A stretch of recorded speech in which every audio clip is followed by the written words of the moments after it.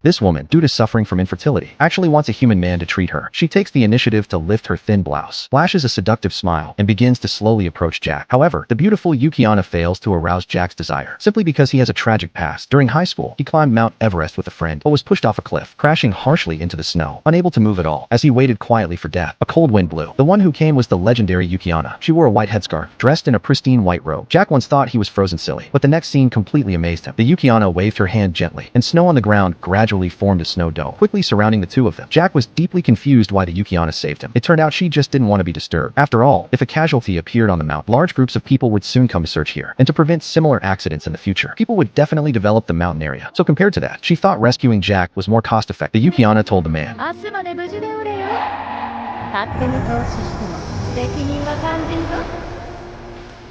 the next day, when the male lead woke up, a large hole suddenly appeared in the snow dome. As expected, the one who came was the Yukiana. Soon the man experienced his first princess carry-in life. Then the Yukiana carried him flying down the mountain. At the same time, on the other side, the best friend was pretentiously reporting the case. But unfortunately, Jack had already arrived. The roommate instantly panicked. Jack told the police that he was pushed off the cliff by this man. Originally, Jack thought he would never see the Yukiana again, but fate had other plans. One day, 10 years later, on the street, Jack immediately recognized the Yukiana in makeup. Jack mustered the courage to sit beside the Yukiana, because before, Jack hadn't been able to properly repay the Yukiana's kindness, so he wanted to invite her to his home as a guest. From then on, the two would go to the supermarket together every day. Jack was in charge of buying groceries and cooking, while the Yukiana only needed to eat. Of course, fine wine was also indispensable, although Jack served the Yukiana every day, precisely because of her company. The man was much more spirited than before. However, the Yukiana thought she had taken too many benefits, so she decided to grant the man a wish. よければ夜の相手もしてやるぞ。妖怪の低層観念はどうなってるんだ。